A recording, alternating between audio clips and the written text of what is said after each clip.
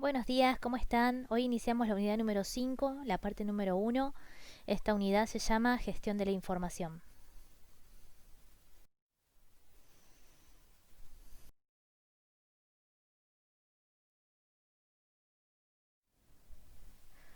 Bueno, como es habitual ya para nosotros, definimos los primeros pasos y algunas preguntas que deberíamos poder responder al final de la presentación. También les dejo una pequeña observación donde les cuento que lo que estamos viendo hoy, que es gestión de la información, pertenece a una estructura más grande y un poco más compleja, que es la gestión del conocimiento, que tiene que ver principalmente con cómo gestionamos o cómo generamos el conocimiento dentro de las instituciones. Pero bueno, hoy nos vamos a concentrar en la gestión de la información. Entonces, al final de la presentación deberíamos poder responder qué es, por qué es importante, qué herramientas utiliza y principalmente qué tipo de buscadores y cuáles son. ¿Por qué? Porque de acá damos los primeros pasos para avanzar con el informe técnico que ya han visto con Ceci en la unidad trabajo de investigación. Avancemos. Bueno, vamos a definir para arrancar un par de cuestiones. La primera, ¿qué es para nosotros gestionar algo? ¿Qué significa para nosotros gestionar algo? La definición que a mí más me gusta o que me parece más clara para definir lo que vamos a hacer es hacer que algo suceda. Cuando yo gestiono, genero acciones que provocan un efecto cuya finalidad es hacer que algo suceda. ¿Está bien? Entonces, gestionar la información es un proceso intencional, es un proceso ordenado y que tiene como objetivo garantizar la obtención de esa información, que el proceso de informar, de informarse, suceda, ocurra. Y aunque parece tan sencillo, está constituido por muchas operaciones, por varias operaciones.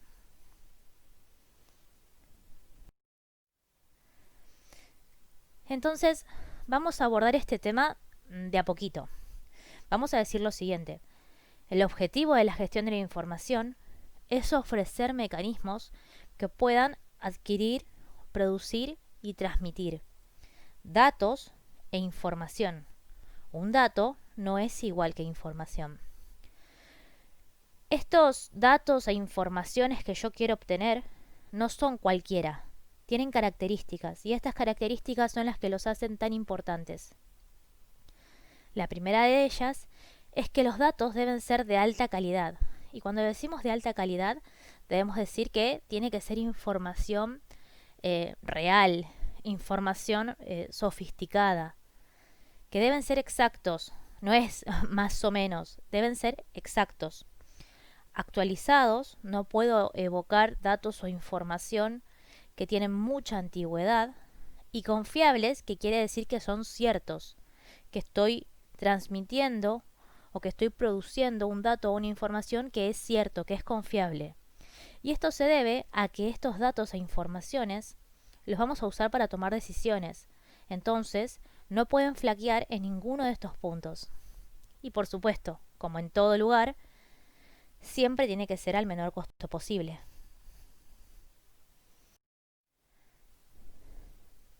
Ahora, para seguir abordando esto, debemos diferenciar o debemos tener en claro cuáles son las principales diferencias entre los datos y la información. En la pirámide que tenemos en pantalla, podemos ver que en la base se encuentra el dato, luego la información, el conocimiento y la sabiduría. Entonces, a priori, podemos decir que los datos son conjuntos de imágenes, palabras, números, que luego de un proceso de transformación se convierten en información. La información son datos procesados. Entonces, un conjunto de datos procesados compone la información. Información compone el conocimiento y varios conocimientos sobre un mismo tema, sobre una misma área, componen la sabiduría. Nosotros no vamos a ir tan allá. Quedémonos de momento con dato e información. ¿Está bien? Una buena cantidad de datos procesados constituyen la información. Y esto se puede ver en términos generales también. Digo, a ver, pensemos en un ejemplo, datos. Respecto de los datos, por ejemplo, tendría la edad de ustedes. Si yo conociera la edad de ustedes, la edad de cada uno, tendría muchos datos. Cuando yo proceso esos datos diría, bueno, el 20% de la clase tiene entre 20 y 30 años. El 40% de la clase tiene entre 30 y 35. Entonces ahí ya tengo información. Ahora, si yo tomo la edad de ustedes por un lado, por otro lado tomo el partido o la localidad donde vive y proceso esos dos datos, voy a tener dos informaciones distintas. Y ahí empiezo a generar conocimiento sobre ustedes. ¿Me siguen? Voy subiendo en complejidad a medida que tengo más datos y distintos sobre un mismo tema. Y acá entendamos que de los datos es de esta pirámide quizás el punto más económico. Porque a medida que yo aumento, a medida que yo subo en esta pirámide, sube el costo. Y costo no solo pensado en dinero, en plata. El costo de tiempo, el costo de trabajo, el costo de energía. Es mucho más fácil obtener un dato que generar información. Es mucho más fácil generar información que generar conocimiento. ¿Está bien? Va escalando en complejidad y en costo de cada una de las obtenciones de estos componentes.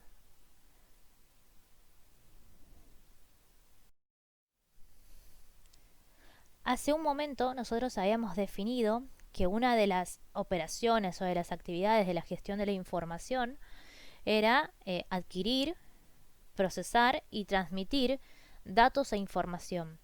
Nosotros hoy nos vamos a centrar solamente en el proceso de adquisición de información.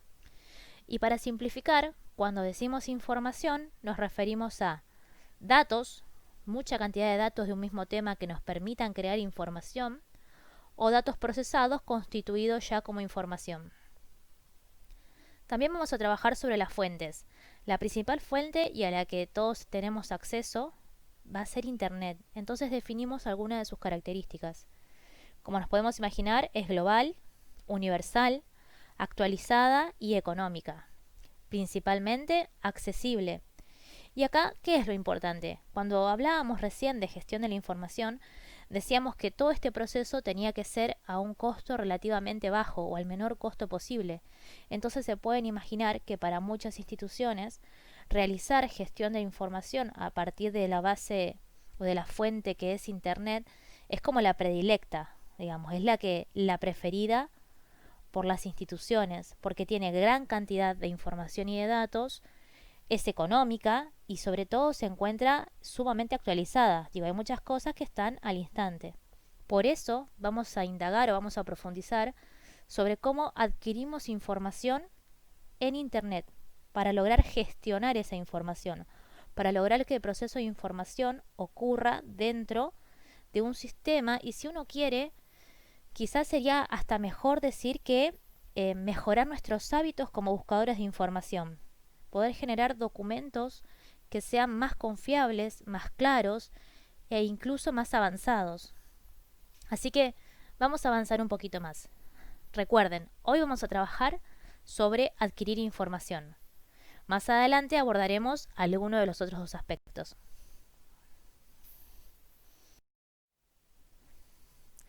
Ahora, nuestros datos o nuestra información será utilizada para tomar decisiones, con lo cual no es menor cumplir con cada una de sus características. ¿Cómo sabemos si la información que estamos brindando es confiable?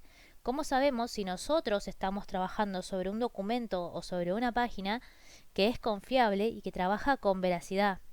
Y ahí empieza a correr nuestras habilidades y nuestros hábitos como buscadores de información, siendo conscientes de que elegir mal una base de datos, una página o algún artículo sobre el cual desarrollar nuestros trabajos tiene consecuencias, porque si elegimos mal, la calidad de nuestros trabajos es baja y si la utilizamos para tomar decisiones, nuestras decisiones no van a ser buenas. Entonces, veamos qué pasa a medida que avanzamos en este proceso. Una mala elección, como principal consecuencia, nos puede llevar a la infoxicación digital. Este es un término que quizás ya han escuchado, ahora en el marco de la pandemia se usó también, pero se los voy a contar. La infoxicación digital es la enfermedad digital del siglo XXI. ¿Por qué? Porque nosotros estamos sometidos a un exceso de información. Ese exceso de información nos bombardea constantemente. Entonces, al tener notificaciones en el teléfono, al tener un montón de bases o de fuentes para consultar en la computadora, al tener constantes estímulos de información sobre un mismo tema, lo que genera es que no podamos profundizar sobre ninguna de esas fuentes en específico. Se hace lo que se dice una lectura superficial o diagonal de la información, lo que nos lleva a una mala interpretación, una mala toma de decisiones. También podemos obtener información que no estamos buscando, información que no es correcta. Hay documentos que pueden tener ruido y silencio. Ruido y silencio significa que hay documentos que hay cosas que no me dicen, que no me quedan claras y tengo que ir a buscar otro lado, y como me lo cuentan de otra manera, tampoco me sirve. O hay documentos que no mencionan una parte en específico que estoy buscando, y entonces tengo que ir a buscar otra fuente, y así voy complejizando mi búsqueda. Entonces, profundicemos sobre qué es esta infoxicación digital y cómo prevenirla. ¿Cómo me doy cuenta si estoy sufriendo una infoxicación digital? Bueno, a ver, tomémoslo así. Vamos a decir que es una enfermedad, pero no está todavía catalogado como enfermedad en sí mismo. Sí podemos decir que hay pequeños signos o síntomas que nos muestran que estamos bajo este tipo de enfermedad digital. El agobio, derivado de tener una gran cantidad de datos, la parálisis por el volumen de información que hay, cuando uno tiene mucho para leer de un mismo tema, fue abriendo ventanas sin querer y tiene mucho para abrir o para leer de un mismo tema, y el desconcierto, porque al tener tanto para leer y fuentes tan diversas, es difícil identificar por cuál de ellas debería empezar. Digo, un tema que es sumamente sencillo, lo podría ir complejizando a medida que yo voy abriendo documentos de distintos autores. Pero ¿qué es lo grave de esta infoxicación? Que nos paraliza, no nos deja seguir trabajando porque tenemos tanta saturación y tanto nivel, si quieren, de hartazgo, de cansancio mental, de haber hablado y haber leído de lo mismo, que llega un momento donde uno no puede seguir trabajando sobre este tema. Necesita apagar un minuto el teléfono, cerrar la computadora. Entonces, nosotros debemos prevenir caer en esta situación.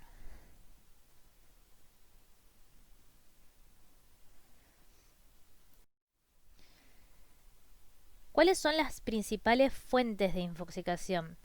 Y acá también lo vamos a asociar con las fuentes confiables de donde obtengo información. Desde ya, y anticipando lo que viene, les cuento, eviten los blogs. ¿Por qué? Los blogs, las webs, las redes sociales, si yo estoy buscando información sobre un tema, que puede ser el coronavirus, que puede ser la primera ley termodinámica, que puede ser las características de una oración, lo que quieran, y lo busco en una blog, en un web o en una red social, lo que pasa es que esos contenidos no son auditados por nadie. Digo, el dueño del blog elige elige lo que sube, cómo lo sube, cuándo lo sube, y no es supervisado por nadie. En cambio, si estoy hablando de una publicación científica, tiene un montón de revisiones y un montón de pasos que cumplir.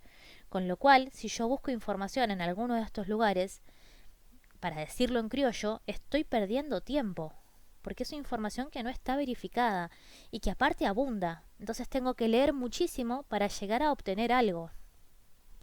Y una de las cosas que se ha identificado que generan mayor agobio son las notificaciones constantes del smartphone, que si ustedes alguna vez buscaron un tema, automáticamente al registro de usuarios, el registro de sus movimientos, les ofrece o los invita a abrir noticias similares. Entonces empiezan a recibir información que no están buscando. ¿Qué es lo mejor? Conocerlo para poder prevenirlo, para poder manejarlo, para poder entender cómo funciona. Y entonces me parece que es importante hablar de varias cosas. Yo sinteticé en tres, pero hay muchas cosas. A ver, filtrar o curar contenidos. Eso significa que lo mejor es cruzar siempre la información. Si algo les parece que está incompleto o si no conocen del tema, siempre es mejor cruzar la información. Si tengo 2 o 3 fuentes que dicen algo parecido, quiere decir que estoy en buen camino. Pero miren, eso también ya lleva tiempo. Entonces, ¿por qué mejor no consumimos fuentes confiables? Fuentes que no necesiten tanta verificación o tanto cruce de datos. Y eso sí, quizás el punto que me parece que en el momento o en la época en la que estamos vale un montón. Poner límites de tiempo y horarios para buscar información. Si yo estoy haciendo un informe, estoy haciendo un trabajo y voy a buscar la información a medida que construyo el documento, lo que estoy haciendo es complejizar mi búsqueda. Porque de cada cosa que yo vaya abriendo voy a querer tener un poquito más, voy a querer ampliar un poquito más. Y eso me va a llevar a ir ramificando hasta un momento que voy a tener tantas pestañas abiertas que no voy a saber de qué era cada una. Nos va a llevar el doble de tiempo. Lo ideal o el consejo de los expertos es que nosotros primero busquemos la información. Pongamos un tiempo para buscar una información, 1 hora, 1 hora y media, lo que ustedes quieran. Hoy me dedico a buscar información y mañana me dedico a procesarla. Y si estoy con poco tiempo, me dedico 1 hora a buscar la información y 1 hora a procesarla. ¿Para qué? Para evitar los síntomas de la infoxicación, que a fin de cuentas van a producir que el trabajo de ustedes, más allá del malestar que van a tener ustedes, pero que el trabajo de ustedes se vea opacado por esta condición de agobio.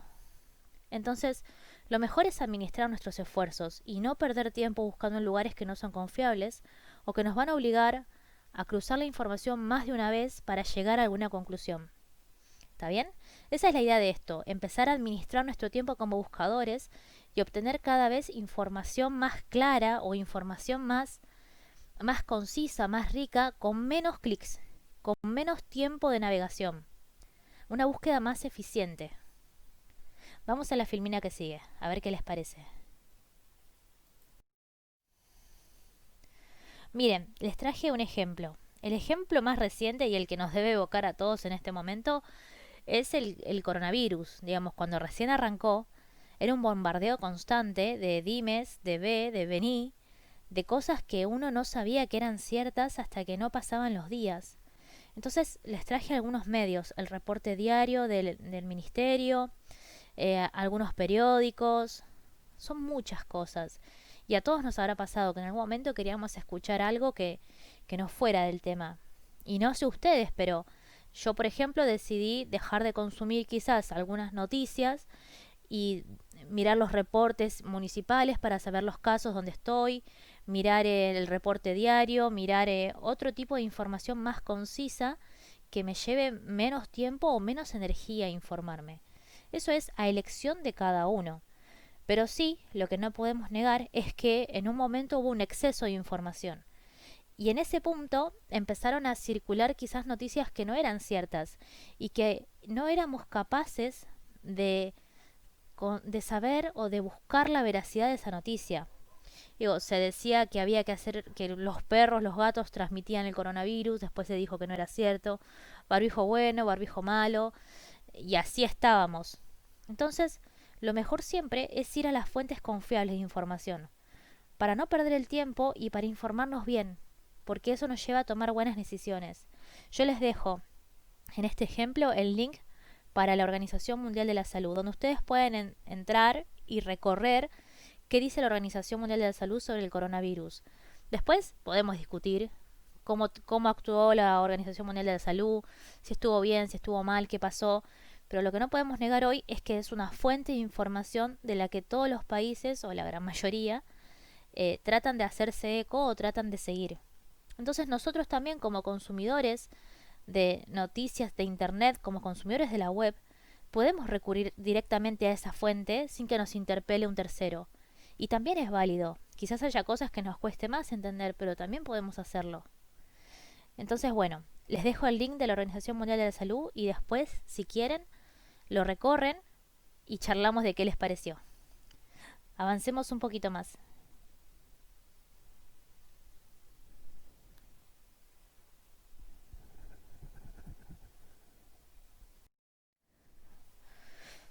Bueno, vemos entonces que debemos dedicar el tiempo justo a informarnos y que debemos hacerlo en ese tiempo del que disponemos lo mejor posible.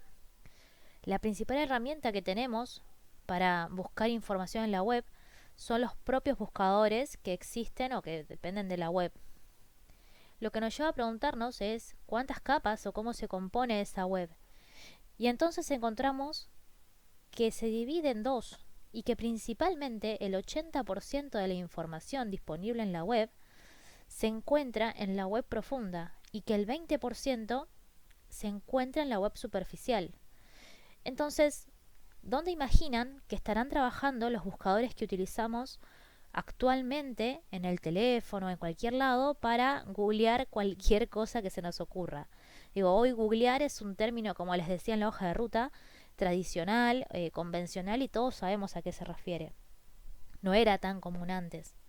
Entonces, nosotros estamos googleando, estamos buscando cosas en esta web y no sabemos si estamos en la web superficial o en la web profunda.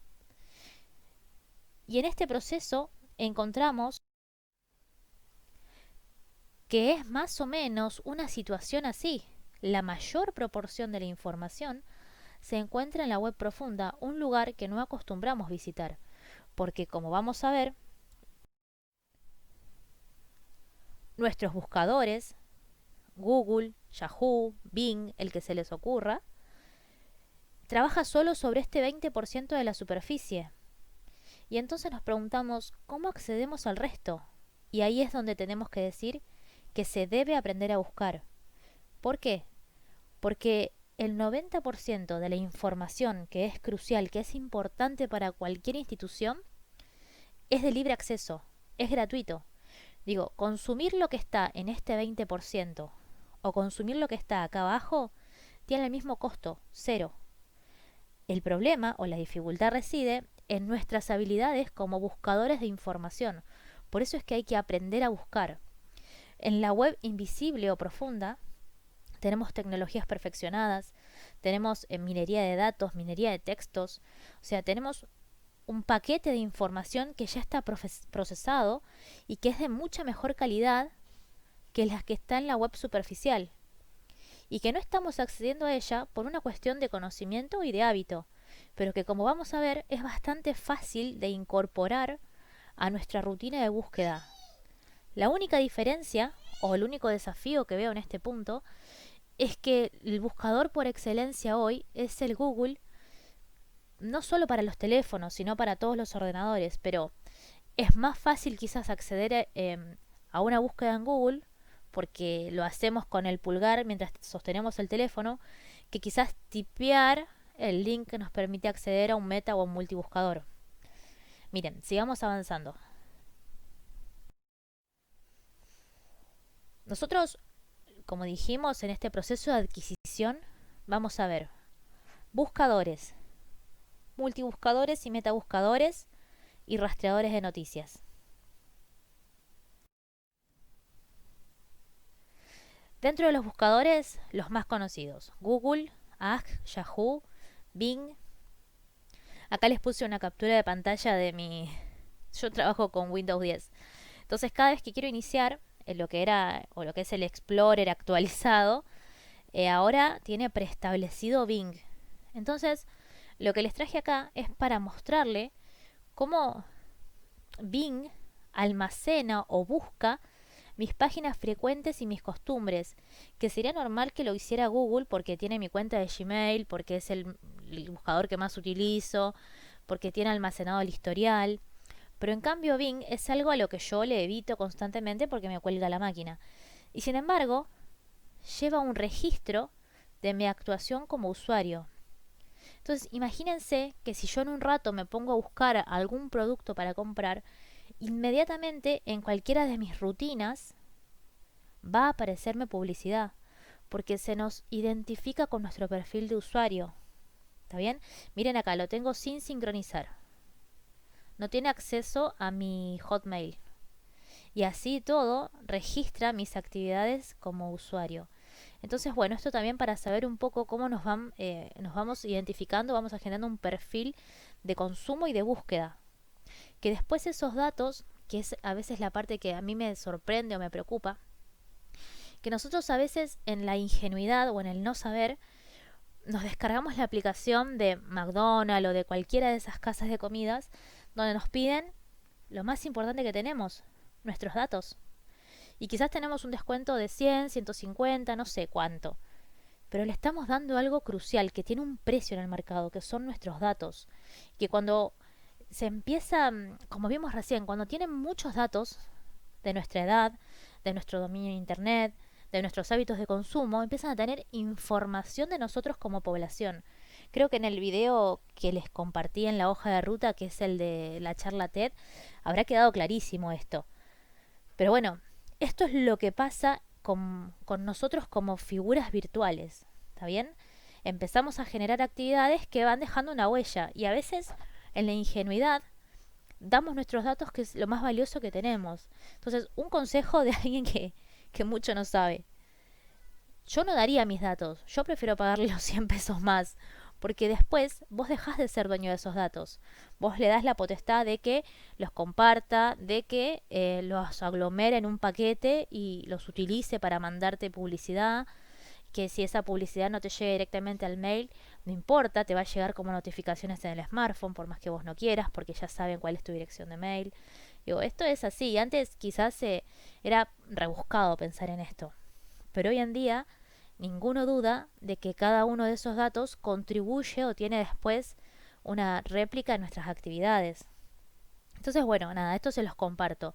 La verdad que de buscadores lo que me gustaría que veamos juntos para ayornarnos es cómo utilizar Google, que es el que tienen en el teléfono y es el que más van a usar. Miren, les doy unos consejos o unas herramientas para sacarle un poco más de provecho a Google.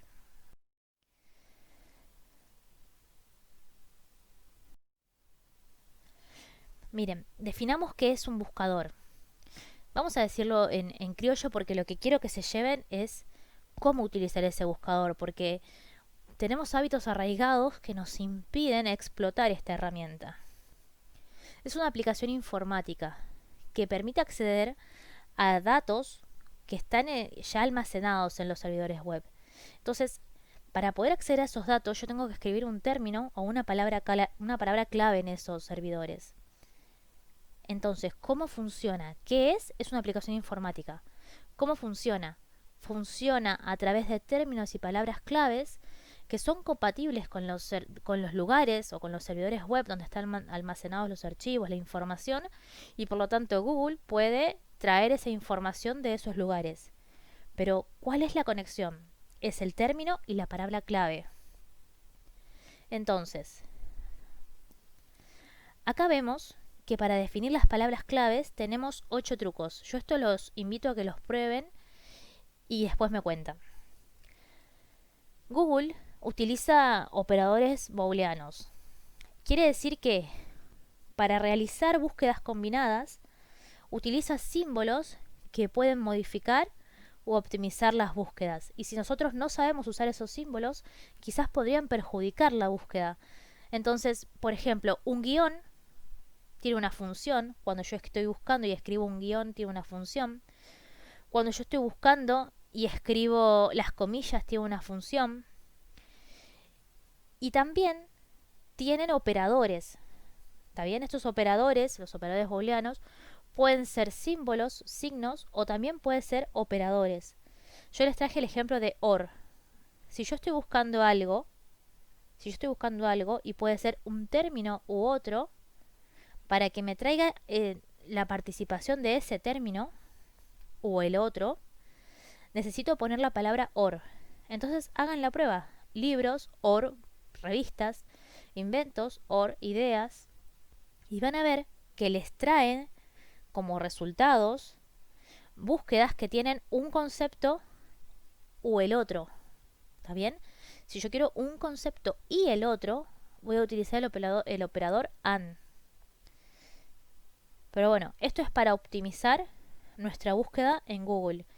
Como habrán visto en la hoja de ruta, les dejé una pequeña actividad que no tienen que entregar, que es para que ustedes investiguen, sobre cuánto tiempo tarda Google en traerles un resultado, qué tipo de resultado les trae.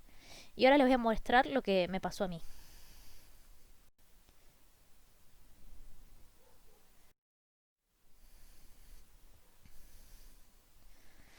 Definamos multibuscadores y metabuscadores. A modo de ejemplo, nosotros vamos a ver solamente dos que son gratis. Hay un montón que son gratis y obviamente hay un montón de muy buena calidad que son pagos. Pero nos vamos a concentrar en herramientas gratis, pensando en que la gestión de la información tiene que ser lo más económica posible, el menor costo posible. Yo los invito a que, en vez de usar Google, hagan las mismas búsquedas con Biznar y con Carrot 2. Si ustedes tocan acá las palabritas en azul, ya tienen el vínculo cargado para ir a estos buscadores. Vamos al caso de Biznar. En Biznar ustedes ponen la palabra o lo que están buscando acá arriba y les devuelve esta página. En esta página, a diferencia de Google, lo que van a encontrar es que 1. No hay publicidad. 2. Hay vínculos a otros tipos de documentos. Y además, automáticamente, si ustedes tocan el botón visual, les va a generar una tabla o un gráfico donde por colores van a ver el origen de ese documento. También yo utilicé impresión 3D como se los había sugerido a ustedes. Hacen clic y van a ver que el 20% de los resultados de impresión 3D son de papers, el 10% son de defensa de tesis. O sea, van a ver de dónde, cómo se componen esos resultados. Lo hace solo. Ustedes tienen que buscar la palabra y después vienen a esta columna y tocan la opción visual. En cambio, si trabajamos con Carrot, esta es la interfaz de Carrot, ingresan también acá tocando donde está en azul, el Carrot 2, colocan la sentencia de búsqueda y les va a aparecer todos estos desplegables. La funcionalidad es más o menos la misma. Les va a decir qué cantidad de documentos, el origen de esos documentos, si es un libro, si es una publicación, de dónde viene ese archivo. Entonces ya cuando venimos acá, lo que estamos eliminando son los blogs, las webs y las palabras repetidas. Porque algo que hacen estos multibuscadores y metabuscadores, como vamos a ver ahora en la descripción, algunas cosas que hacen es buscar en los buscadores y comparar las respuestas. Entonces las respuestas repetidas no se las muestra el usuario. Los metabuscadores no almacenan nada, no tienen una base de datos como los buscadores. No la tienen. Lo que hacen es adaptarse o saber de qué manera buscar en esos buscadores. Entonces cuando el usuario busca algo, lo transforma en la sentencia adecuada, lo filtra y recién ahí se lo muestra depurado, se lo muestra sin repeticiones, que eso en Google a veces no pasa. En cambio, el multibuscador lo que hace es similar, pero no es igual, porque lo que hace es un programa que busca en los diferentes motores de búsqueda. O sea, carga la palabra que vos estás poniendo, la carga en todos los motores de búsqueda. Sí, también las cruza y no te trae las repetidas, pero no es lo mismo. ¿Está bien? Igual no importan los pormenores. Yo con que hoy se lleven que los metabuscadores y los multibuscadores son buscadores de buscadores, me alcanza. ¿Por qué? Porque con eso ya entienden cómo funciona. ¿Está bien? El meta no tiene un almacén de datos, no almacena nada, sino que conoce los registros o tiene acceso a los registros, a la información y procesa para que cuando el usuario lo carga, devolvérselo lo más depurado posible. Y el multi es un programa que carga esa búsqueda que tiene el usuario en todos los motores de búsqueda. Entonces cuando uno busca en el multi, le puede aparecer obtenido de, y ya te aparece el vínculo para que vayas al buscador, que puede ser Bing, Google o cualquier otro. Pero no se preocupen, con que sepan que son buscadores de buscadores y que si yo busco lo que sea impresión 3D en un metabuscador o en un multibuscador, estoy buscando al mismo tiempo en Google, Yahoo, Bing, en todos los buscadores superficiales. Entonces mi búsqueda es más amplia, es una búsqueda más clara y que principalmente es una búsqueda más confiable porque ya no estoy teniendo ninguna de las cosas que intoxicaban un poco mi pantalla, que era la publicidad, los mapas más cercanos para comprar esa cosa que estoy buscando, Mercado Libre que va a saltar enseguida. ¿Se entiende? Si yo estoy buscando un documento, algo para hacer un trabajo, es mejor buscar en un buscador de buscador, porque no me va a traer publicidad, no me va a traer cosas que no estoy buscando. Es más eficiente. Hasta acá, si no hicieron la actividad de la hoja de ruta, que no es obligatoria, repito, yo le aconsejo que la hagan, porque es una actividad interesante y les va a servir a ustedes para comparar qué uso para buscar una cosa y qué uso para buscar la otra.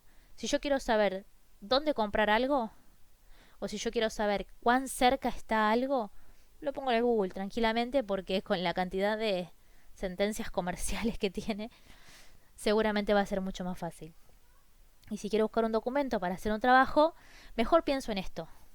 ¿Está bien? Y después de ahí siguen construyendo. Sigamos un poquito más.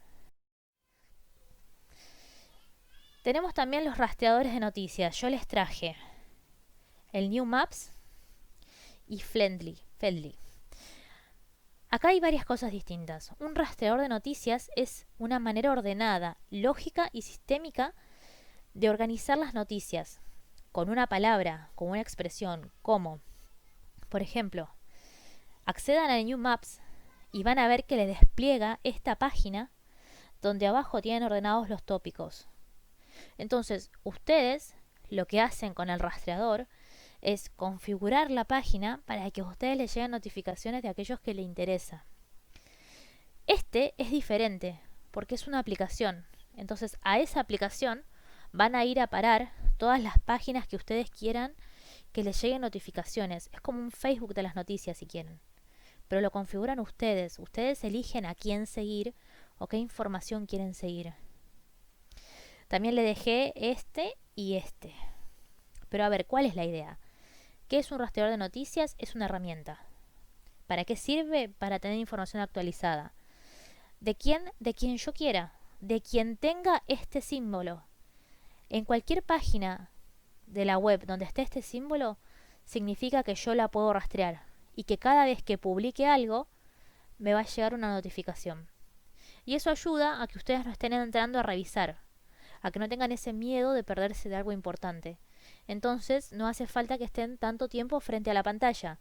Si sucede algo importante, esta notificación se los va a informar. Y ahí lo que logramos es optimizar un poco el tiempo. Prueben y después me cuentan. Hasta acá encontramos cómo acceder a fuentes más confiables de información, cómo evitar los blogs, cómo evitar las webs. Pero tenemos que optimizar nuestros procesos de búsqueda. Entonces, vamos a ver 4 simples pasos que podemos implementar para mejorar nuestros procesos de búsqueda. ¿Está bien? Porque no importa si estoy en un buscador, en un meta o en un multi. Si yo no sé buscar, no voy a llegar igual a donde quiero. Y voy a abrir un montón de pestañas que no van a tener lo que quiero. Entonces, pensemos en la construcción de estas sentencias. El paso número 1 va a ser definir lo que quiero buscar, armar la sentencia de búsqueda. Y acá, en general, se rige por cuatro opciones. La primera, el lenguaje natural. Es cuando yo le digo a Google, ¿cómo hago esto? ¿Qué significa esto? Cuando yo cargo así la sentencia en lenguaje natural, lo que obtengo por lo general es un blog donde otros han preguntado lo mismo o han preguntado algo similar y Google me lo trae porque alguien se lo ha respondido. O no, a veces están sin responder. Después, las frases literales van entre comillas. Yo estoy buscando un dispositivo para aplastar botellas. Las asociaciones de palabras, dispositivo, disminuir volumen de botellas, como pueden ver, no utilizan conectores. En general, si yo no pongo las comillas, Google descarta la aplicación todos esos que son artículos, no los utiliza para la sentencia de búsqueda. Utiliza utiliza en mayor proporción la primera palabra que ponemos y en menor proporción la segunda. Y todo lo que ponemos después queda como en un quinto plano. ¿Está bien? Entonces siempre es mejor poner primero lo primero que quiero que me traiga. Y por último, la sentencia para excluir. Quiero que me traiga dispositivos para disminuir el volumen de botellas, pero que no sean industriales. Entonces con este guión yo excluyo y le digo, si dice industrial, no me lo traigas. Esta forma o este criterio para armar sentencias vale para todos los buscadores superficiales, así que lo pueden empezar a aplicar también. El segundo paso es revisar la consigna o revisar lo que yo quería obtener y comprobar si la sentencia que armé me sirve. Esto parece una pavada, pero después de que abrís muchas pestañas, a veces perdés el foco de qué es lo que estabas buscando o para qué lo estabas buscando. Entonces, una vez que definiste la sentencia y la probaste, volvés a la consigna y te fijás si es lo que necesitabas. Y ahí recién pasás al paso 3, que es visualizar los resultados, almacenar o guardar momentáneamente los que considero importantes. Y digo momentáneamente porque los estamos usando a estos resultados para constituir otro nivel de información o un trabajo. Entonces, no hace falta que este almacenamiento sea permanente. ¿Está bien? El almacenamiento tiene que durar lo que dura mi necesidad de la información. Después no es aconsejable taparse de información, porque la información también con el pasar del tiempo se vuelve desactualizada. Entonces, lo mejor es almacenar temporalmente, usarla y dejarla. Y el mayor o el más importante de los pasos es la comparación y el análisis de esos resultados. ¿Por qué? Un poco por lo que decíamos hoy, hay que cruzar las bases de datos, hay que cruzar las fuentes. Entonces comparo los resultados que obtuve en las distintas búsquedas y me voy quedando con aquel resultado que resulta más completo. Y voy analizando qué dice uno, qué no dice el otro, y con eso voy completando la imagen de lo que estoy buscando. ¿Está bien? Muchas veces un único documento no dice todo lo que necesito saber. Entonces, al compararlo, obtengo lo que me falta del resto de los documentos. Y así vamos construyendo nuestro proceso de información. Ahora, puede pasar que esto se tenga que retroalimentar o que tenga que girar un montón de veces. ¿Y cómo? Armo la sentencia. Voy al segundo paso, no me sirve, vuelvo. La armo distinta, voy al segundo paso, sirve. Voy al tercero, no me sirve, vuelvo a armar la sentencia. Digo, hoy estamos acostumbrados a utilizar la primera, que es el lenguaje natural, y muchas veces sale bien. Pero ahora les traje un ejemplo de que algo no sale a veces tan bien cuando yo estoy buscando cosas técnicas, cuando estoy buscando un plano, un informe. ¿Está bien? Entonces, estas sentencias tienen que ser escritas con mayor compromiso, con mayor dedicación que las búsquedas habituales. En el paso 4 se pone en evidencia lo que vimos antes. ¿Cuál es la confiabilidad de esa fuente de información? Y acá les dejo una serie de normas para la selección de esas fuentes. Toda información sobre un mismo tema, lo ideal es que siempre sea comparada entre sí y identificar que guardan alguna similitud.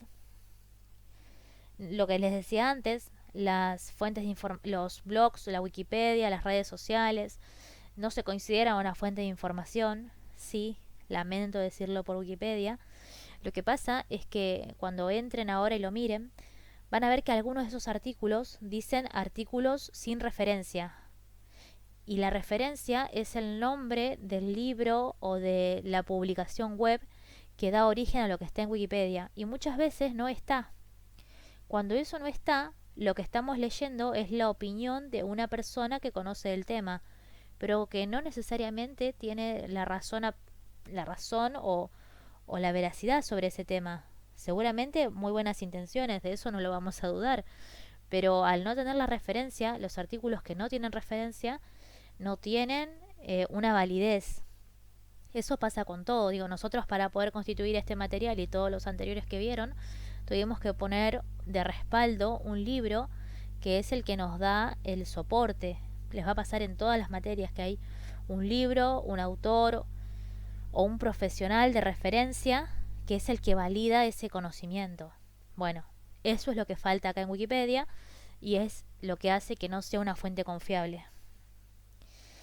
Después, la última fecha de actualización también es importante. Hay contenido que es dinámico, otro que no, pero siempre es bueno conocer cuándo fue publicada, el nombre del autor, porque si tengo dudas puedo buscar al autor, la naturaleza del contenido y el vocabulario o el lenguaje. Si hablamos de un blog, van a ver que el lenguaje es mucho más coloquial, mucho menos informal, y así a veces el desarrollo o el abordaje de algunas conclusiones que son importantes terminan siendo quizás de baja calidad. Entonces, también es importante en esas fuentes de información ponderar de alguna manera qué vocabulario se está trabajando o qué lenguaje tiene el documento. Esto referido al punto anterior. Y acá les dejo algunas fuentes, algunas, porque hay un montón, algunas fuentes confiables de información. No sé, a ver, más allá de las subjetividades de cada uno. No sé, el portal de información de ciencia y tecnología, la biblioteca electrónica de ciencia y tecnología. Este tiene el link de acceso en la página de la universidad. Abajo de todo, cuando está la parte de biblioteca, van a ver que dice biblioteca interconectada o algo así, y los deriva a esta biblioteca electrónica. Y ahí tienen aglomeradas las bibliotecas de varias universidades nacionales que tienen los libros digitalizados. Entonces es la forma más correcta de acceder a los libros de manera digital. Un libro publicado en PDF o en academia.edu no es lo ideal. Lo ideal es acceder por este medio porque accedemos directamente al libro. Después les dejo, no sé, el INDEC. Si yo quiero saber la estadística, quiero saber en Almirante Brown qué densidad poblacional hay, puedo entrar al INDEC. Si quiero saber los datos del último censo en Almirante Brown, puedo entrar al INDEC. Después les traje la Subsecretaría de Gestión de la Información. Eso existe, se creó ahora en el marco del gobierno de la ciudad de la provincia de Buenos Aires. El link del Ministerio de Ciencia, el Sistema Nacional de Repositorios. Acá a veces las universidades cuelgan sus últimos avances o sus últimas defensas de tesis, que también son una fuente confiable de información, porque para que un profesional defienda una tesis, primero la tiene que leer alguien que tiene más formación que él, que puede ser un doctor. Y después esa tesis la tiene que defender frente a 4 o 5 profesionales. Entonces es muy difícil que algo que esté en esa tesis no sea correcto. Por eso las tesis también son una fuente confiable de información. Pero bueno, como estas hay muchas, yo se las traje, por ahí busqué las más nacionales para que tengan variado, porque quizás es a estas a las que menos acceden. Los datos del MinSit, y hay una más que me olvidé, que es la RICIT. La RICIT es una red donde se cuelgan todas las estadísticas y los datos, y ustedes la pueden ir filtrando y van obteniendo información precisa. Quizás en la próxima filmina, la clase que viene, que vamos a tener un poco más de tiempo, la vemos. Pero es parte también de esta fuente de información y principalmente sirve para datos, para números concisos. Vamos un poquito más. En el ejemplo anterior, cuando definíamos la sentencia de búsqueda, utilizamos dispositivos para disminuir el volumen de botellas. Entonces yo ahora les pregunto, ¿qué pasa si lo que yo deseo buscar o si lo que yo deseo obtener es una idea? Si deseo información para saber si un dispositivo existe o no. Entonces yo tengo que buscar en una fuente que sea actualizada y que no sea solo nacional, puede ser internacional. ¿Se entiende? Estoy buscando, le quiero preguntar a la web si existe o no existe un dispositivo que pueda reducir volumen de botellas. Nosotros vamos a trabajar principalmente con 3. Patent Inspiration, Google Patents y la OMPI, la Organización Mundial de la Propiedad Intelectual. A su vez, no lo vamos a profundizar demasiado, pero lo invito a que lo visiten. Se llama Patentar tu invento en Argentina. Es un portal donde ustedes pueden registrar los datos de aquello que consideran que es una invención propia, y al registrarlo pueden iniciar el proceso de patentamiento. Tarda más o menos 5 años. Yo acá hago como un parate y vamos a unificar quizás lo que cada uno de nosotros entiende por patentar. Los inventos se convierten en innovaciones cuando generan una rentabilidad económica. Si yo patento mi invento, lo que estoy haciendo es protegerlo para que cuando genere una rentabilidad económica me responda a mí. Y el que lo quiera fabricar me tiene que pagar una regalía a mí por haber utilizado mi invento o parte de mi invento.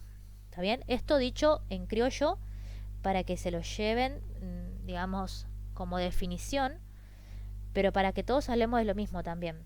Los inventos se patentan, porque uno nunca sabe cuál es su potencialidad. Acá en Argentina tenemos este portal que es Patentar tu invento en Argentina. También tenemos el INPI, y también hay una, que se me va ahora en este momento, una carrera que se dedica a crear gestores que patenten marcas. O sea, que te patenten el logo, el nombre y la marca. Porque eso también puede generar una rentabilidad.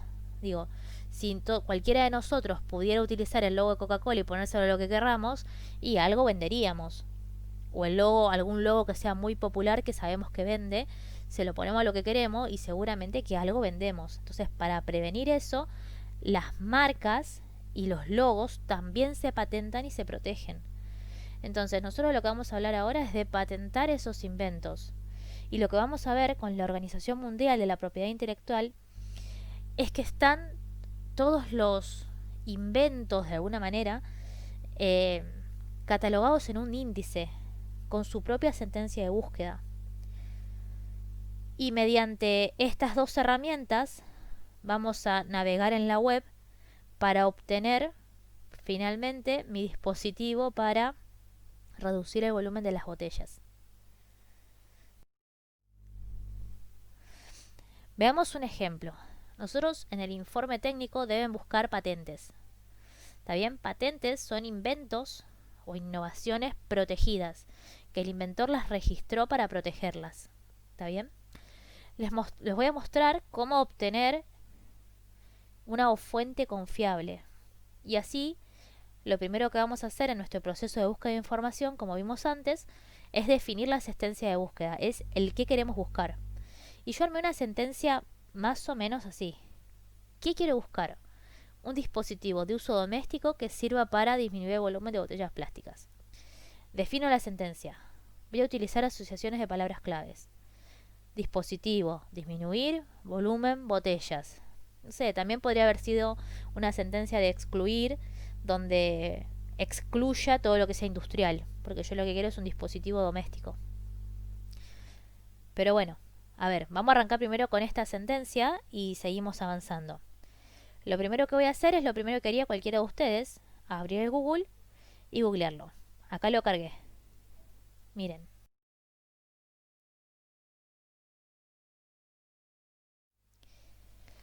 Dispositivo, disminuir volumen de botellas. Obtuve 3 millones casi de resultados en 0,45 segundos. Una velocidad impresionante Google para consultar su base de datos.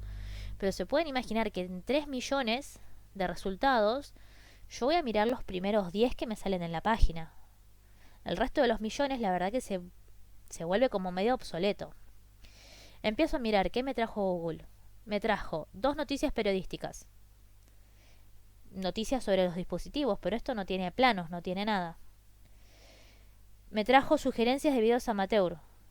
Subir, bajar volumen en un dispositivo, nada. Cómo operar el teléfono, cualquier cosa. Cómo compactar botellas, un proceso absolutamente manual cuando yo dije dispositivo.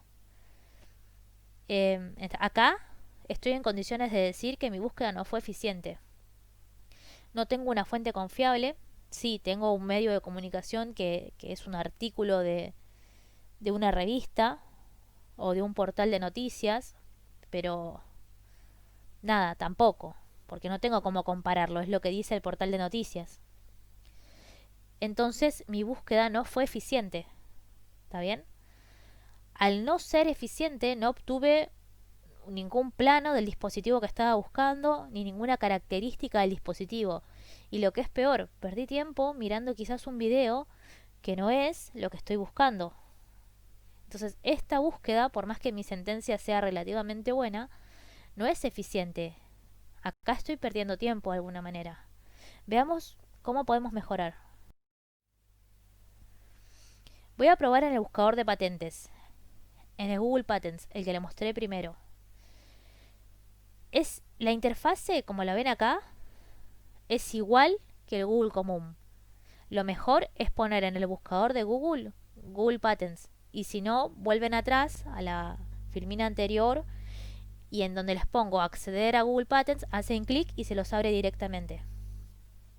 Cargué mi sentencia en la interfaz que es esta y obtuve 6.000 resultados. ¿Está bien? De los 6.000 resultados estoy un poco mejor.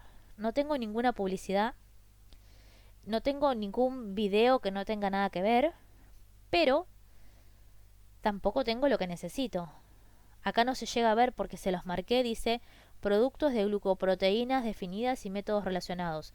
Eso no es un dispositivo para disminuir el volumen de botellas.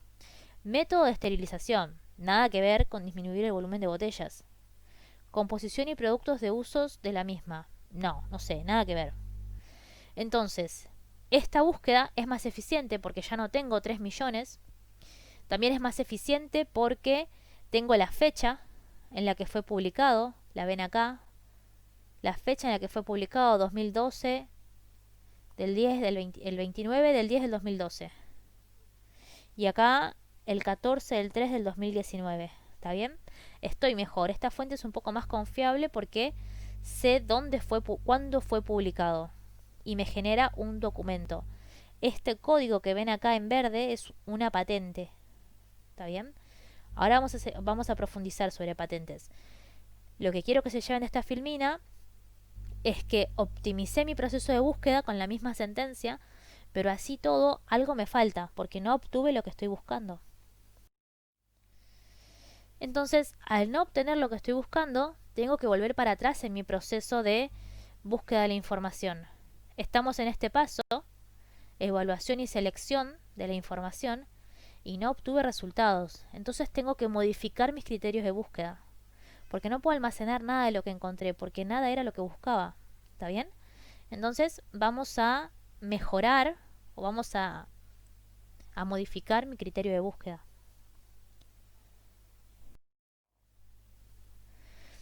Para mejorar nuestra técnica de búsqueda tenemos que profundizar sobre cómo son esas patentes.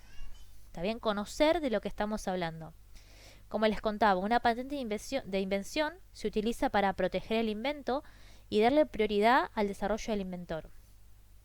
Afortunadamente para nosotros existe un registro único de patentes, en el cual cada invento tiene su código. Ese código es internacional, o sea que va a ser el mismo en cualquier lugar que yo lo consulte, y eso es muy importante. Bien, en este registro lo que se hace es agrupar las patentes en estas categorías de acuerdo a su naturaleza. ¿Está bien? Si ustedes hacen clic acá donde dice registro de patentes, los va a llevar automáticamente a esta página y van a poder ver estas secciones. Cada sección tiene relación con la naturaleza del invento. A mí me hace mucho acordar esto a cuando recién surgió la impresión 3D. Cuando recién surgió en Argentina, parecía que era algo sumamente novedoso y ya hacía 20 años que existía. Lo que pasa es que estaba protegida por una patente de invención. Las patentes de invención, como bien dice, tiene la finalidad de proteger el invento, pero no lo pueden proteger eternamente. El plazo máximo de protección son 20 años. Cumplidos los 20 años, se considera que el inventor tuvo tiempo suficiente para desarrollarlo y explotarlo, y entonces ese conocimiento se vuelve público, para que los demás usuarios, o para que digamos el resto de la sociedad, pueda hacerse el conocimiento y pueda mejorarlo.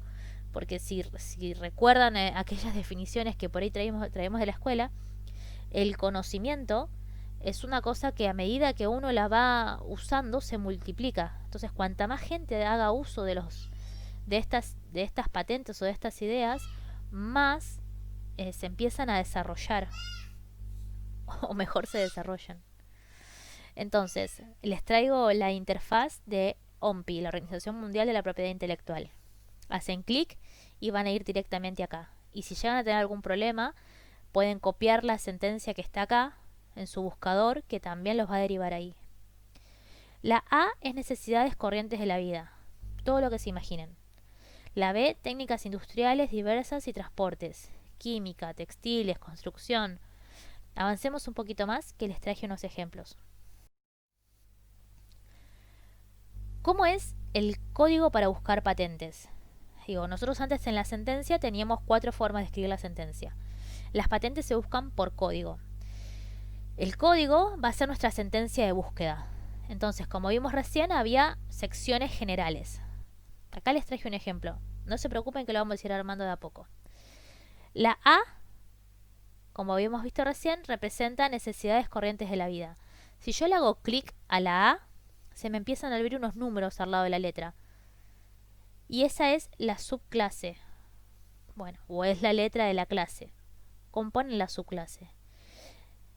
Si yo amplío A01 y hago de vuelta clic en el más que se me aparece al lado, se me escribe el código A01B. Entonces, trabajo en suelo, necesidades corrientes de la vida, para la agricultura, trabajo en el suelo. Hago clic en estos 4 números y se amplía. Entro en el grupo de herramientas manuales.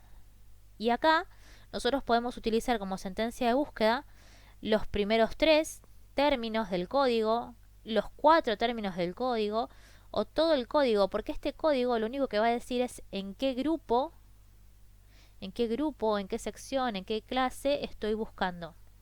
Después cada patente va a tener una numeración. ¿Está bien? Esto es como una guía del teléfono, como si fuera el teléfono del celular. Así, yo puedo buscar por los primeros 4 números o los primeros 3. ¿Está bien? Y me va a traer todos los similares dentro de ese grupo. Entonces, en este ejemplo estoy buscando en necesidades corrientes de la vida, para la agricultura, en el trabajo en el suelo, herramientas manuales, y el 02 significa tipo espada. Si entran a la página y lo buscan, van a ver que hay tipo mordida, y se despliega un menú enorme. Y ahí es donde nosotros tenemos que empezar a navegar, porque todas esas patentes, antes de ser aceptadas, tienen que ser revisadas por un grupo de expertos. Y antes de que la acepten, tienen que verificar que no existe otra igual en el mundo, para que no sea una copia.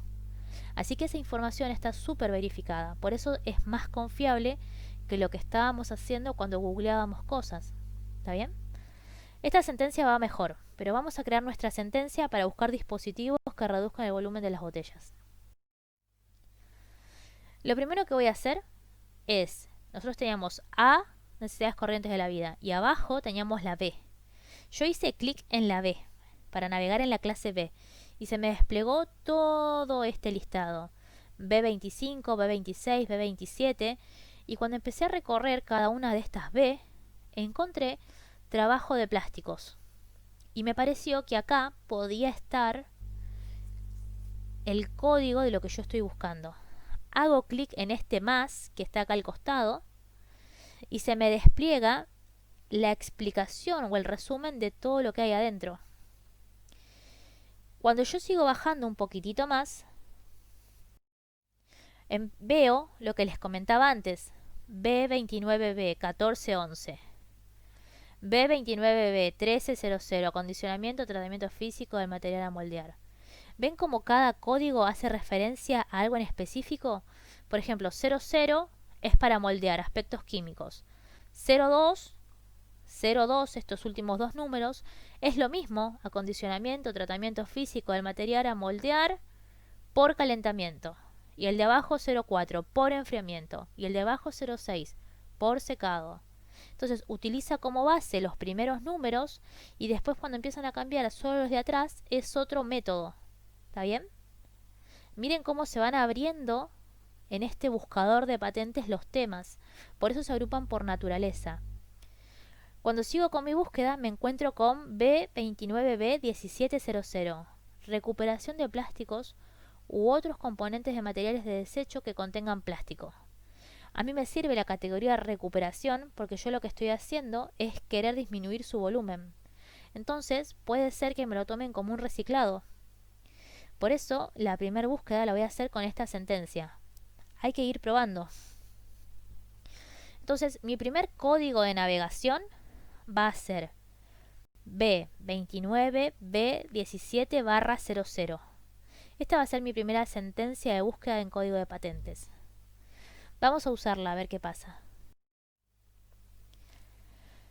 Acá los invito, si quieren, a modo de ayornarse, que completen qué significa B, qué significa 29, para que puedan escribir como les escribí yo la oración abajo de qué estábamos tratando. Esto es a modo de practicarlo si quieren. El primer lugar donde voy a probar mi sentencia va a ser en este sitio. Este sitio es un buscador de patentes por excelencia. Para empezar, van a tener que ir a la filmina donde yo les había dejado el acceder aquí. Ustedes decía acceder a Patentes Inspiration y ahí tenían el vínculo. ¿Está bien? Y si no, ponen en su buscador esta sentencia y también van a acceder. Se les va a abrir esta pantalla y ustedes tienen que hacer clic acá. Entrar gratis, digamos. ¿Está bien? Hacen clic acá. Una vez que hacen clic, les aparece esta pantalla. En esta pantalla le va a decir, bueno, carga los filtros de lo que querés buscar. Y les ofrece un montón de cosas. Buscar por inventor, buscar por aplicación, buscar por un montón de cosas. Nosotros, como ya tenemos nuestra sentencia de búsqueda, vamos a poner IPC Code. Todos los códigos de búsqueda que saquemos se llaman IPC Code, porque son códigos internacionales. ¿Está bien? Entonces, antes de hacer cualquier cosa, hago clic acá, en IPC Code. Una vez que yo hago clic, voy a cargar mi código. Lo cargo manualmente, no es buena idea que copien y peguen, porque es un poco sensible esta interfase. ¿Está bien? Yo, para tener más resultados, voy a buscar los primeros 4 números. ¿Está bien? Si yo pongo los primeros 4, voy a tener más resultados que si pongo todos los números. Si pongo todos los números, voy a tener una búsqueda mucho más objetiva. Pero no es la idea de este ejercicio. La idea de este ejercicio es navegar en este buscador. Entonces voy a poner los primeros 4. Si pusieron bien ese código, ponen aplicar filtro o tocan enter y se les va a poner en azul. Y le va a decir, según lo que dice el código, de qué están hablando. Y tiene que coincidir con lo que estaban buscando. O sea, si yo estaba en B29B, que era reciclado de plásticos, acá me tiene que decir reciclado de plásticos o algo similar, para saber que estamos hablando de lo mismo. Esto es automático. Una vez que tocan Enter, hacen clic en View Patents y ahí les va a desplegar todas las patentes que encontró. Estos los usamos como filtros. Acá pueden buscar por el nombre del inventor, acá pueden excluir el país, se le abre un mapa y ustedes excluyen en qué países buscar. Esto pasa porque, por ejemplo, a ver, en Estados Unidos la proporción de patentamiento es mucho mayor que acá en Argentina. Creo que los números andaban en cada 100 habitantes uno patentaba y acá andaba en cada 100.000 uno. Entonces, para que no me salgan muchas patentes de un mismo país, nosotros los podemos excluir y buscar en los países que tienen menos patentamiento. Eso es a gusto nuestro, ¿está bien? Pero esto se los cuento también por si quieren investigar un poco esta página. El único consejo que sí les doy es que esta página, aunque les parezca mentira, este buscador tiene muy buena memoria. Entonces, si ustedes cargan algo y lo cargan mal por error, por ejemplo, ponen espacios entre las letras y los números y hacen enter, no se olvida. Lo que hace es filtrar esa búsqueda que hicieron mal sin querer con la búsqueda que van a hacer bien. Entonces les va cargando filtros en una misma hoja. Con lo cual, si se equivocan o si tocan algo que no es, lo mejor es salir y volver a entrar. Por lo general, cuando no les da cuando la búsqueda no les da un resultado, le dice que no hay resultados, es porque ya le cargaron algún error. Entonces tienen que salir y volver a entrar. Ahora ya le conté los malos, ahora le voy a contar los buenos de este buscador de patentes.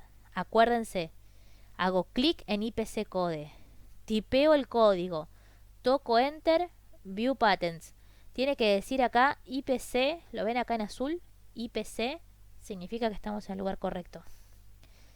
Miren la cantidad de resultados que me genera. Me dice que tengo 3000 patentes, pero que no me va a mostrar ninguna hasta que yo no le redefina la búsqueda, hasta que yo no afine la búsqueda. Entonces me da esta columna de desplegables y me dice, bueno, elegí un año, elegí un autor, un solicitante, o elegí un código, algo más de esa búsqueda que pusiste. Yo elegí 2020 y elegí B29B1702. Porque si se acuerdan, el que habíamos visto nosotros, el código completo era 00. Entonces 02 es una partecita, es reciclado de plásticos, pero 02 significa otra cosa. Entonces me puede traer búsquedas similares. Y fíjense, me trae 37 patentes internacionales y están en cualquier idioma. Acá es un buen momento para abrir una pestaña adicional el traductor de Google, no falla. Acá están los números y las publicaciones de la patente y acá está el título. ¿Sí? Fíjense cómo fuimos achicando y filtrando nuestra búsqueda. Si quieren buscar en 3000, no hay problema. No seleccionan el código y seleccionan las publicadas en 2020. Ven que dice 37, 37 son las búsquedas cruzadas. Y así les ofrece un montón de filtros. ¿Está bien? Acá hacen clic y les genera un PDF. Vamos a seguir avanzando y mirar qué pasa con el resultado. Ahora puedo buscar en el Google a ver qué pasa.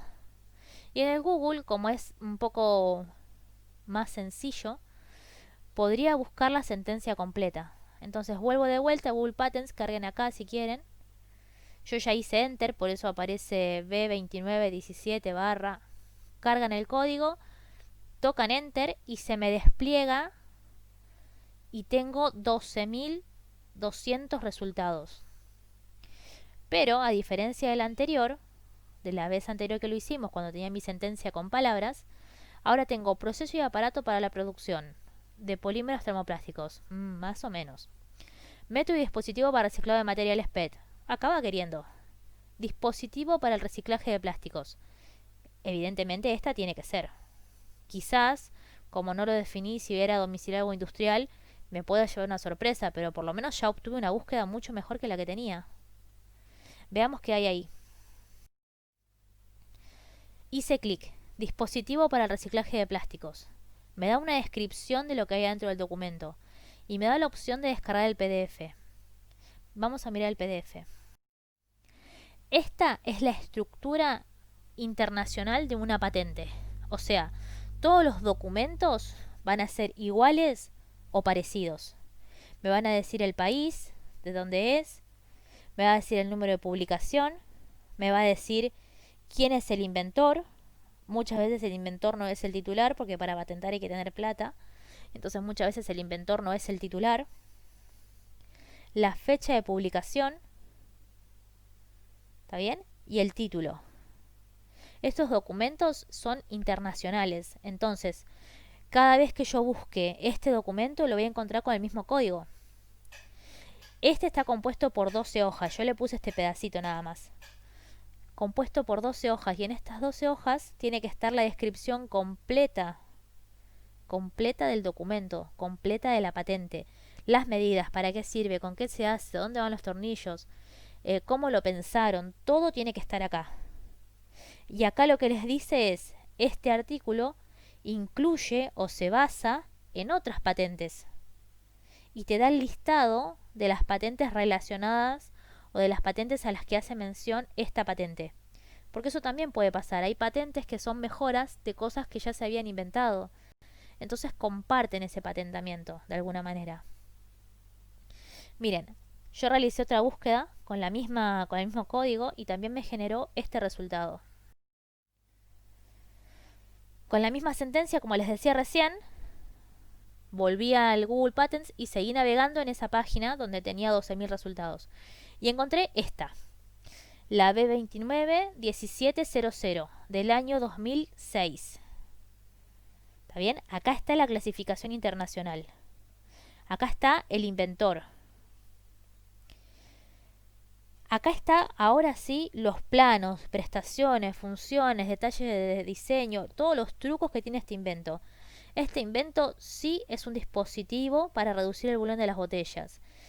Cuando lo encuentren, si lo leen, les va a decir, colocan la botella acá, que es como un acordeón, no importa la dimensión de la botella, presionan hacia abajo y como es un dispositivo manual, presionan hacia abajo y la botella se comprime por el esfuerzo que ustedes hacen y por la mezcla de estructuras rígidas y blandas que tiene este dispositivo. Es un compresor de botellas de material de plástico. ¿Vieron que ahora sí llegué al resultado? Bueno, la idea es esa, navegar dentro de estos buscadores que brindan información más confiable y fuentes de información que son más, no solo más confiables, sino que también internacionales. ¿Está bien? Esta patente fue más fácil porque estaba en español, pero si no hay que traducirlas. Y todas traen el plano y la descripción del invento. Con lo cual esto mejora nuestra experiencia y mejora nuestra, nuestro potencial como buscadores de información. Bueno, y acá las buenas y las malas noticias. La buena noticia es que no les voy a agregar ninguna actividad práctica, ¿está bien?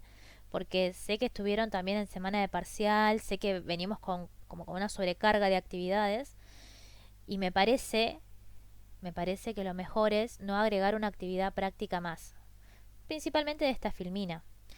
Porque además, todo lo que vieron en esta filmina lo tienen que aplicar en el trabajo de investigación, del cual tiene una pestaña en específico para trabajar y del cual también ya tiene una fecha de entrega. Entonces prefiero que concentren todos sus esfuerzos en completar el trabajo de investigación. Van a tener que armar una sentencia de búsqueda, como la armé yo, y van a tener que usarla para obtener esas patentes. Sé que quizás la parte de navegar sea un poco extensa, pero es importante que traten de armar esa sentencia de búsqueda. Yo voy a poner un foro donde los voy a acompañar con la parte técnica de la búsqueda de estas patentes. Si no quedó claro cómo usar las herramientas, si tiene algún problema, si cuesta mucho armar la sentencia. Digo, van a contar conmigo para que los apoye en el desarrollo de lo que es teórico de la búsqueda de las patentes. ¿Está bien? Pero hagan un esfuerzo por tratar de armar esas sentencias. A modo de consejo, les cuento, por ejemplo, que otra de las cosas que estuvimos buscando fueron dispositivos de uso diario, ¿está bien? De usos habituales en necesidades diarias. Y por ejemplo, en el caso de los pelapapas, salen 53.000 búsquedas. Y el pelapapa se considera que está en la sección B, si es manual, y se considera que está en otra sección si es eléctrico. Entonces, fíjense cómo el tipo de dispositivo que se usa para lo mismo, según cómo funciona, se puede categorizar dentro de otra sección para esta clasificación de patentes. Así que con mucha paciencia, pero con mucho entusiasmo, aborden esta unidad y sáquenle provecho.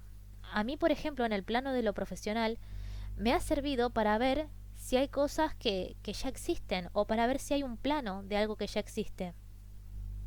Entonces eso también nos ayuda a trabajar siempre a un nivel más. Tener más información de la promedio nos ayuda a trabajar en un nivel más y nos abre también las puertas para poder crear cosas distintas. A mí me pasaba con el caso de las válvulas. Estaba buscando válvulas que funcionen para tal fin y en esa búsqueda encontré que había una que se usaba para otra cosa que me podía servir. Y tuve mucha información de esa válvula. Tuve los planos, tuve las prestaciones, nada, cosas que quizás no hubiera podido obtenerlas de otro lado. Entonces, la idea de este trabajo práctico es darle algo que les sirva. A los que son de automatización, que el día que tengan que trabajar en un proceso o diseñar un dispositivo o algo, sepan que se pueden inspirar desde acá. Desde el Buscador Internacional de Patentes pueden conseguir inspiración, que no es cualquier cosa, es inspiración de saber qué existe y qué no, de ver cómo funciona y para qué. Y a los que son de la licenciatura en ciencia de datos, también trabajar con estas grandes fuentes de información que están unificadas a nivel internacional genera una experiencia muy importante, porque ustedes ya salen de la primer materia de primer año sabiendo construir sentencias de búsqueda. Entonces después, cuando nosotros abordemos la parte de data mining o de minería de datos, van a tener un primer acercamiento y esto también les va a llenar el camino. Entonces tengo mucha alegría de poder acompañarlos y también siento mucha responsabilidad de que esta primera experiencia sea lo más grata posible. Así que espero que les haya gustado la presentación y nos vemos en el foro. Cuentan conmigo. Muchas gracias.